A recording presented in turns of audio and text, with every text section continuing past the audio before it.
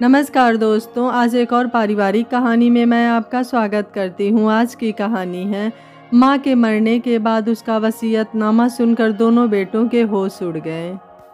राजप्रसाद जैसा लक्ष्मी निवास आज उदास दिखाई पड़ रहा था।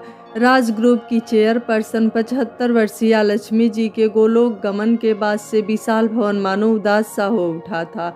उनकी मुख्य सेविका दुर्गा देवी की आंखों से निरंतर आंसू झड़ रहे थे। उनकी लाल सुर्ख आंखों के पपोटे स्पष्ट कह रहे थे कि वह रात भर आंसू बहाती रही हैं, परंतु विधि के विधान को कोई भी टाल नहीं सकता। फिर मृत्यु तो जीवन का शाश्वत सत्य है।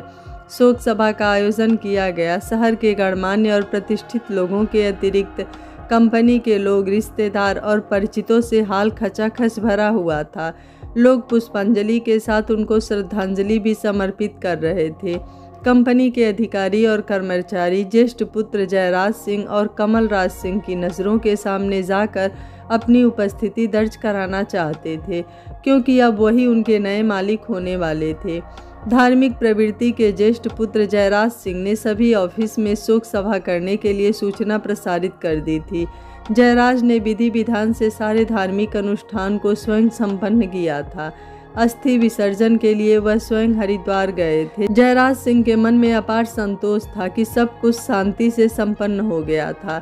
यद्यपि कि अभी भी शोक संतप्त परिवार में अजीब सा सन्नाटा छाया हुआ था, परंतु सच कहा जाए तो शांति का माहौल कृत्रिम और बनावटी अधिक था, क्योंकि परिवार के सभी सदस्यों के मन में अज्ञात भय था, घबराहट और शंकाग्रस्त भी थे। वजह थी आज माँ जी का वसीयतनामा पढ़ा जाने वाला था। पिछले कुछ दिनों से स्वर्णलता जीजी का माँ जी के पास आना जाना ज़्यादा बढ़ गया था। वह अधिकतर माँ जी के विशाल कक्ष में ही बनी रहती और दोनों आपस में गहन विचार मंत्रणा करती रहती थी।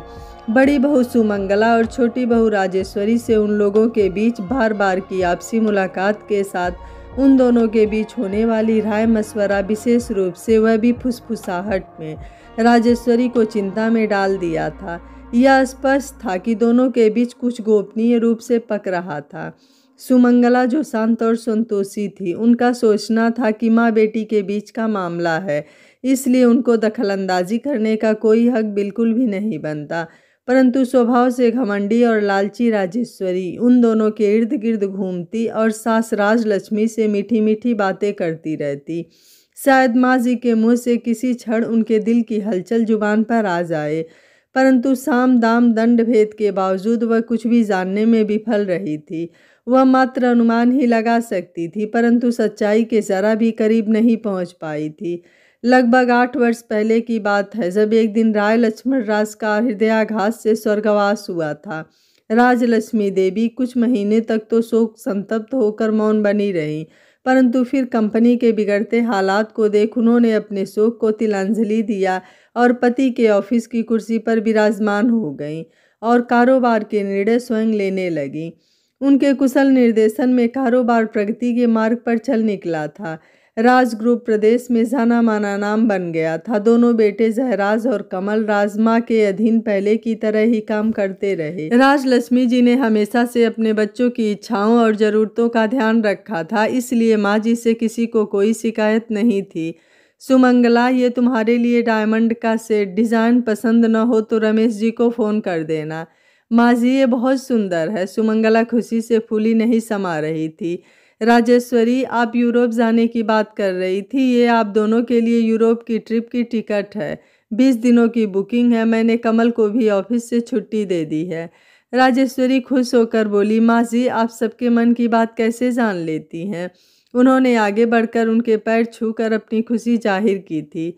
जय का बेटा यूके में पढ़ाई कर रहा है तो बेटी यूएसए में एमबीए कर रही है।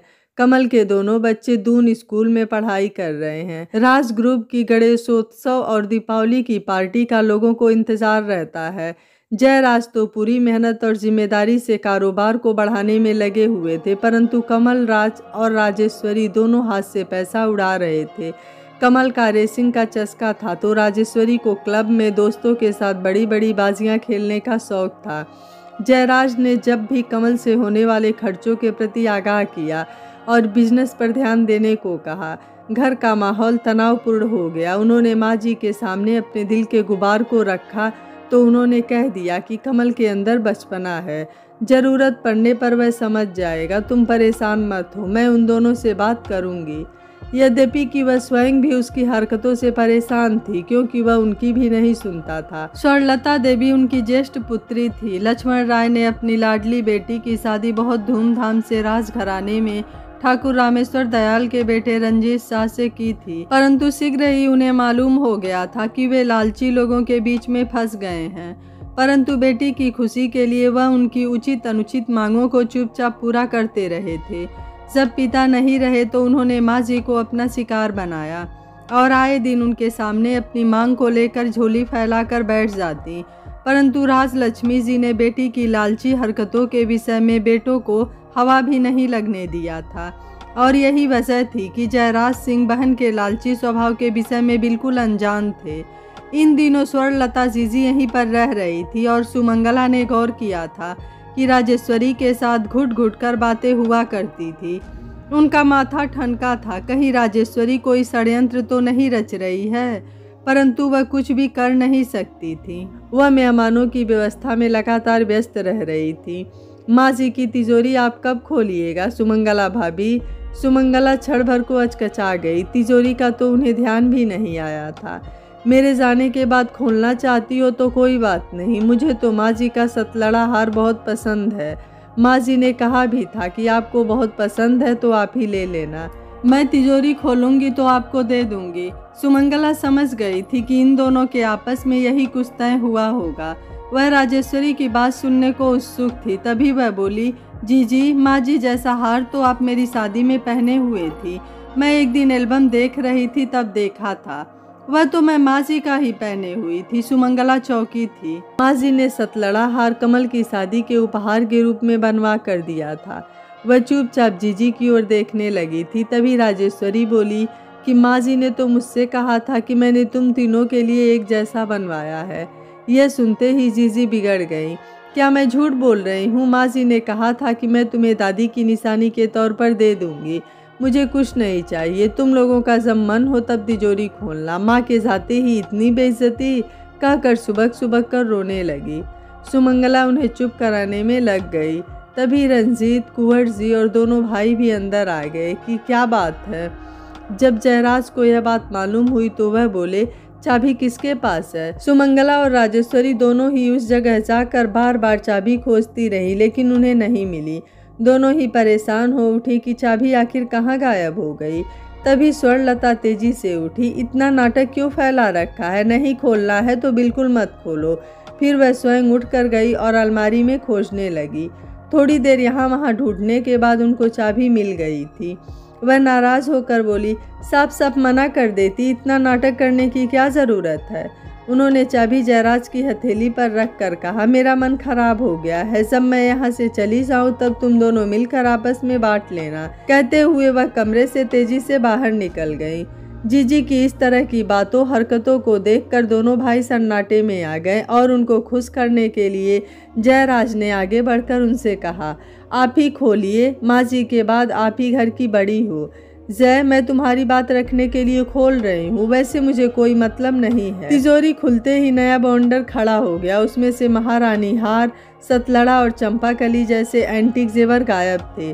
तिजोरी से जेवरों को गायब देखते ही सुमंगला की आंखों के सामने अंधेरा छा गया और वह धम्म से वहां पड़े सोफे पर बैठ गई। उनकी आंखें बंद अवश्य थी, परंतु उनकी आंखों के सामने सास के पुश्तैनी जेवर, महारानी हार, सतलड़ा, चंपाकली, नगीने जड़ी करधनी झिलमिला रही थी, जिन्हें ससुराल आने पर राजलक्ष्मी जी ने अपने हाथों से उन्हें पहनाया था। उनके बार बार कहने पर भी उन्होंने अपने पास नहीं रखा था। अब तो प्रश्न यह था कि जेवर गायब कैसे हुए। सुमंगला बड़प्पन दिखाते हुए मौन थी, परंतु राजलक्ष्मी भला कब चुप रहने वाली थी। उन्होंने सबके सामने स्वर्णलता पर शक जाहिर कर दिया, परंतु वह जैसे इन बातों के लिए पहले से ही तैयार थी। मैं क्या जानूं, तुम दोनों यहाँ रहती हो, किसी ने निकाल लिए होंगे। दोनों बहुएं नंद की चालाकी देख आश्चर्य से भर उठी थी। स्वर्णलता तीखी जुबान से बोली, माँ जी के जेवर दोनों ने मिल बांट कर गायब कर दिए और अब दिखावा अच्छा कर रही हो। जाने माँ जी कैसे रहती थी, तुम लोगों ने तो मेरा दिमाग खराब करके रख दिया है। स्वर्णलता के आरोप के बाद तीनों महिलाओं के चेहरे पर शक और चिंता की लकीरें खिंच गई थी। सब की सब एक दूसरे को शक की निगाहों से देख रही थी। राजेश्वरी कभी ननद तो कभी जेठानी की तरफ शक भरी निगाहों से देख रही थी। जयराज ने तनाव के माहौल को हल्का करने के लिए हंसकर कहा, जिसको जो जेवर चाहिए रमेश जी के यहाँ जाकर ले लेना, अब बात खत्म करो। शाम 6 बजे वकील साहब आएंगे। माँ जी का वसीयतनामा पढ़ने के लिए। माँ जी की इच्छा अनुसार ही बंटवारा होगा।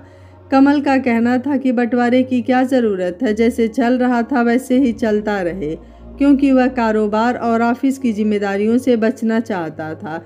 दूसरे, उसने 10 करोड़ रुपए इधर से निकालकर अपने ससुराल वालों के साथ मिलकर एक नई कंपनी बनाई है। अब वह उन पैसों को अपनी व्यक्तिगत संपत्ति बताकर अपनी बताता है, जिस वजह से माँ जी के सामने से दोनों के बीच आपस में विवाद चल रहा था। वकील तुषार घोष आए और कागजों की जांच पड़ताल हुई, परंतु बंटवारे के विषय में उन्होंने कोई भी वसीयतनामा नहीं तैयार करवाया था। इसलिए यह सुनिश्चित हुआ कि लगभग 100 करोड़ की संपत्ति, जिसमें चल अचल, फैक्ट्री, आलीशान कोठियाँ, फार्म हाउस, ज्वेलरी, शेयर्स आदि सब कुछ के 3 बराबर हिस्से उनके तीनों बच्चों के बीच में बांटे जाएंगे। 91% शेयर राजलक्ष्मी जी के थे और 9% दोनों बेटों के बच्चों के नाम थे, इसलिए उनका बंटवारा नहीं होगा। स्वर्णलता के चेहरे पर असंतोष नजर आ रहा था। यह एक कटु सत्य है कि धन या प्रॉपर्टी है तो वाद विवाद और मनमुटाव होना सुनिश्चित है, क्योंकि सभी पक्षों का संतुष्ट होना संभव है ही नहीं। इस संसार में धन लिप्सा ऐसी होती है कि जितना भी हो वह कम ही प्रतीत होता है। वकील साहब चले गए थे, परंतु जीजी के चेहरे पर तनाव स्पष्ट दिखाई पड़ रहा था। मुखर्जी जी मौन थी, मानो मन ही मन वह कोई योजना बना रही थी। वह और रंजीत जीजाजी अपने घर चले गए। दोनों भाई अपने अपने ऑफिस और काम में बिजी हो गए थे। कई बार वकील साहब और इन तीनों की मीटिंग हुई, परंतु यह तय नहीं हो पाया कि कौन क्या लेगा। बार बार इन्हीं मुद्दों पर विचार विमर्श होता, परंतु निर्णय कुछ नहीं हो पाता। कभी कमल नाराज होकर मीटिंग में चले जाते तो कभी स्वर्णलता नाराज होकर बोली, अब कोर्ट में ही मिलेंगे। जयराज ने बीच बचाव करके मामला सुलझाने का प्रयास किया, परंतु फिर वह भी तैस में बोले, ठीक है, अब कोर्ट में ही तय होने दो। इस तरह से लगभग 3 महीने बीत गए थे, कुछ भी तय नहीं हो पा रहा था। अभी परिवार पूरी तरह शोक से उबर भी नहीं पाया था कि स्वर्णलता जीजी के वकील का नोटिस दोनों भाइयों के नाम आया कि माँ राजलक्ष्मी जी की वसीयत के अनुसार पूरी जायदाद और बिजनेस को स्वर्णलता और कुंवर रंजीत सिंह के नाम कर दी है। दोनों भाई बतौर मैनेजर की तरह काम करते रहेंगे, परंतु मालिकाना हक स्वर्णलता देवी का होगा। नोटिस देखते ही दोनों भाइयों के होश उड़ गए। परिवार के सभी सदस्यों के माथे पर चिंता की लकीरें स्पष्ट दिखाई पड़ने लगी। एक प्रश्न चिन्ह सबके मन में खड़ा हो गया कि जीजी ने ऐसा क्यों किया। माँ जी ने कब ये वसीयतनामा तैयार करवाया, उन सबको हवा भी नहीं लगने दी। कमल का कहना था कि यह कुंवर रंजीत के खुराफाती दिमाग की उपज है। उन्होंने हम सबके खिलाफ साजिश रची है। सबके मन में शंका के बीच प्रस्फुटित होकर पूर्ण वृक्ष बनकर लहलहा उठे थे। शांत जयराज भी भविष्य के प्रति शंकालु हो उठे थे, परंतु भीरू स्वभाव के जयराज ने स्वर्णलता देवी के समक्ष कभी जुबान तक नहीं खोली थी, क्योंकि उन दोनों के उम्र में काफ़ी अंतर था, इसलिए वो की कर्तव्य विमूढ़ से हो गए थे। कमल राजनाराजगी भरे स्वर में बोले, जीजी को तो पहले से ही पिताजी दहेज में फैक्ट्री और जाने क्या क्या दे चुके हैं, इसलिए उनका तो अब कुछ भी मांगने का हक नहीं बनता। हम कोर्ट जाएंगे। कुंवर साहब ने माँ जी से अनजाने में साजिश रचने के लिए उनसे साइन करवा लिए होंगे। संपत्ति ने सबके मन में विष बो दिया था। जयराज ने अपने अनुभवों के आधार पर कहा कि कमल, मामला यदि कोर्ट में पहुंच जाएगा तो हम लोगों के हाथ से निकलकर वकीलों के दाव पेच में फंसकर उलझकर रह जाएगा। इसलिए जीजी और कुंवर साहब के साथ बात करके आपस में सुलझा लिया जाना ज़्यादा अधिक उचित होगा। इस विषम परिस्थिति में क्या करना चाहिए, इस बात को लेकर सभी परेशान हो गए थे और आपस में सब लोग बैठकर विचार विमर्श और मंत्रणा करते रहे, परंतु कोई उपाय उन्हें नहीं समझ आ रहा था। दोनों भाइयों ने आपस में यह तय किया कि हम लोगों के आपसी विवाह की भनक परिवार वालों के सिवा किसी को नहीं लगनी चाहिए। हम सब जल्दी ही इस समस्या का समाधान निकाल लेंगे। शोकाकुल परिवार आकुल व्याकुल मनोदशा के कारण अपने को बेबस सा पा रहा था। सब और तनाव व्याप्त रहता। कोई विश्वास नहीं कर रहा था कि जीजी ऐसा भी कर सकती हैं। क्या माँ जी ने जानबूझकर ऐसा वसीयतनामा तैयार करवाया है, या फिर कुंवर साहब ने लालच के कारण यह फर्जी जाल फैलाया है, जिसमें उन्होंने शिकारी की तरह सबको कानूनी जाल में उलझाकर बर्बादी की तरफ ढकेलने का प्रबंध कर दिया है। जयराज मानसिक रूप से बहुत तनाव में थे। उन्होंने जीजी को सदा माँ की तरह सम्मान की दृष्टि से देखा था, और कुंवर साहब ने तो सदा नाराजगी के कारण यहाँ से दूरी ही बना कर रखी थी। पशुपेश और आपसी बातचीत में 1 महीना बीत चला था। जीजी अपनी बात पर अड़ी हुई थी कि माँ जी की सारी संपत्ति उनके नाम करके गई है, इसलिए दोनों भाइयों को उनके मातहत मैनेजर की तरह ही काम करना होगा। गमगीन जयराज को गुरु निर्णयानंद के रूप में आशा की किरण दिखाई दी। वह कमल को अपने साथ लेकर बहुत उम्मीद के साथ गुरु जी के पास पहुँचे। क्या बात है पुत्र, तुम्हारे माथे पर चिंता की लकीरें? क्या माँ जी के अचानक बिछोह को नहीं सह पा रहे हो? इस संसार में आवागमन तो शाश्वत है, उससे क्या घबराना। गुरु महाराज, अब आप ही हम लोगों की समस्या का निराकरण कर सकते हैं। जीजी का कहना है कि वह दोनों मैनेजर की तरह उनके मातहत काम करेंगे और वह माँ जी की जगह मालिक बनकर सिंहासनारूढ़ होंगी। आप उन्हें समझाइए कि बराबर हिस्सा लेकर मान जाएं। परंतु सातिर जीजी संभवतः महाराज जी को अपनी तरफ मिला चुकी थी। उन्होंने तुरंत कहा कि जब रानी साहिबा अपने स्थान पर स्वर्णलता को प्रतिष्ठित कर गई हैं, तो फिर अनावश्यक वाद विवाद की क्या आवश्यकता है। जयराज ने गुरुजी के चरण पकड़ लिए थे और अपनी जेब से डायमंड की अंगूठी निकालकर उनके चरणों पर रख दी थी। अंगूठी पर निकाह पड़ते ही गुरुजी का स्वर नरम हो उठा। जय और कमल, तुम दोनों को तो मैंने गोद में खिलाया है, इसलिए तुम दोनों मेरे पुत्र की भांति हो। भाई बहन में आपसी विवाद नहीं होंगे तो कहाँ होंगे। मैं स्वर्णलता देवी को समझाने की कोशिश करूंगा, आगे प्रभु की इच्छा। दोनों भाई गुरुजी की बातों से आश्वस्त नहीं हुए थे, वरन उनकी बातों ने मानसिक यंत्रणा ही दी थी। कमल को गुरुजी से बहुत उम्मीदें थी, परंतु अब वह भी टूट रही थी। जिस प्रकार इंसान आखिरी सांस तक जीवन की आशा लगाए रहता है, वैसे उम्मीद की किरण लगाए हुए थे कि शायद जीजी गुरुजी की बात मान जाएं। जयराज आपसी विवाद की बात जितना छिपाने की कोशिश करते, जीजी उतना ही उछाल रही थी। गुरुजी अपने लाव लश्कर के साथ आए। दोनों भाइयों ने उनकी सेवा में जी जान लगा दी। जीजी से बोले, बेटी, आपस में वाद विवाद से क्या लाभ, परंतु वसीयतनामा की कापी देखते ही बोले, जब रानी साहिबा ने स्वयं ही अपनी गद्दी राजकुमारी को हस्तांतरित की है, तो फिर विवाद का क्या प्रश्न। और वह अपना तामझाम समेट कर चले गए। अब तो गुरुजी की सह पाकर स्वर्णलता ने वसीयतनामा के अनुसार माँ जी के ऑफिस में बैठकर फाइल मांगकर कामकाज देखना शुरू कर दिया था। ऑफिस में सुगबुगाहट होने लगी थी कि अब कंपनी की नई मालिक स्वर्णलता है। जयराज और कमल ने मामले को परिवार के अंदर ही सुलझाने के लिए परिवार के बुजुर्ग और गणमान्य लोगों को बुलाकर सुलझाने का प्रयास किया, लेकिन वहां पर स्वर्णलता सौदेबाजी पर उतर आई। मुझे तो माँ जी की इच्छा का सम्मान करना है, मुझे पैसे का कोई लालच नहीं। मेरे लिए तो जैसे मेरा आंसू वैसे ही जय और कमल। फिर झट वह सौदेबाजी पर उतर आई। कभी 10% तो कभी 20% तो कभी 30%। वहाँ पर सभी लोग रंगे सियार की तरह बदलते बयान को सुनकर परेशान हो गए थे। कमल इतनी देर से चुपचाप सारा नाटक देख रहे थे, उससे न रहा गया। वह क्रोधित होकर आपे से बाहर हो उठे थे। जी 30% तो आपको वैसे ही मिल रहा था, लेकिन आपकी तो नीयत ही खराब है। आप तो समूची संपत्ति पर नाक की तरह बैठना चाहती हैं। स्वर्णलता भला कब चुप रहने वाली थी। क्रोधित स्वर में बोली, कमल, मैं जानती हूँ तेरे मुँह में किसने ये शब्द डाले हैं। मैं राजेश्वरी को बहुत अच्छी तरह जानती हूँ कि वह कितनी लालची और चालाक परिवार की है। जय और सुमंगला ने कमल और राजेश्वरी को वहाँ से हटाकर अंदर कर दिया था। स्वर्णलता देवी बोली, जय, आखिरी बार तुमसे कह रही हूँ कि कोर्ट से बाहर मामला तय कर लो, नहीं तो यदि कोर्ट के चक्कर में पड़ गए तो तुम दोनों दाने दाने को मोहताज हो जाओगे। दोनों पक्ष अपनी बात पर अड़े हुए थे, कोई भी झुकने के लिए तैयार नहीं था। स्वर्णलता और रंजीत कुंवर ने माँ के ऑफिस में मैनेजर के स्टाफ की मीटिंग बुलाकर अपने को मालिक बताकर फाइल मंगाकर घरेलू विवाद को जग जाहिर कर दिया था। जयराज और कमलराज को जीजी की हरकतें असहनीय लगी। उन्होंने एक बार फिर से जीजी के साथ समझौते की पहल की, परंतु जीजी कुछ भी सुनने को राजी ही नहीं थी। जय को 100% यही विश्वास था कि वसीयतनामा या जोर जबरदस्ती से लिखवाया गया है या अनजाने में कोरे कागज़ में साइन करवा कर अपनी इच्छा अनुसार लिखवाया गया है। कमल का साला चंद्रेश बार बार दोनों भाइयों को विश्वास दिला रहे थे कि वह 1-2 पेशी में उनके हक में फैसला करवा देंगे। उनके अतिरिक्त देश के नामी वकीलों को इस मुकदमे के लिए बुलाया गया। चंद्रेश ने कमल को भी बहला रखा था कि 10 करोड़ वाली कंपनी को बंटवारे से बचा लेंगे। भाई बहन आपस में दुश्मन बन गए थे और रोज के रोज नई नई चालें चल रहे थे।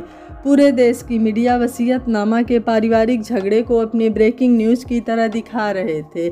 स्वर्णलता के चेहरे पर सिकन नहीं थी, परंतु जयराज मीडिया के सामने आने में बहुत शर्म महसूस होती। कोर्ट में वसीयतनामा फर्जी है कि अर्जी दाखिल हो गई।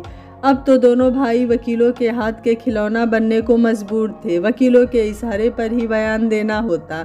अब न ही स्वर्णलता के हाथ में कुछ रह गया था, न ही जयराज और कमल के। अब तो सूत्रधार वकील थे। तारीख पर तारीख, गवाही, बयान, बहस, मामला उलझता गया और समय बीतता रहा। कभी फाइल दबा दी गई तो कभी वकील नहीं आए। आदि सारे हथकंडे आजमाए गए। चंद्रेश वकील ने वसीयतनामा फर्जी है सिद्ध करने के लिए एली चोटी की जोड़ लगाते हुए सबूत और गवाह पेश किए। स्वर्णलता ने भी देश के नामी वकील को बुलाया था। उनकी दलीलें और गवाह और सबूत बहुत दमदार थे। कंपनी की हालत बिगड़ती गई। पैसा पानी की तरह बहाया जा रहा था। जय डिप्रेशन के शिकार बन गए। उनके जीवन की शांति संपन्नता सब कुछ हाथ से फिसलता जा रहा था। जिस तरह से बंदर बाट में बंदर ही पूरी रोटी हजम कर जाता है, वही हाल इन भाई बहन का था। उनके हाथ में कुछ भी नहीं लग पा रहा था और वकीलों का घर भर रहा था। आखिर में जज ने दोनों तरफ की दलीलें सुनने के बाद कंपनी के मैनेजमेंट को अपने हाथ में लेते हुए अपनी ओर से रिसीवर नियुक्ति कर दिया और कंपनी का अकाउंट सील कर दिया।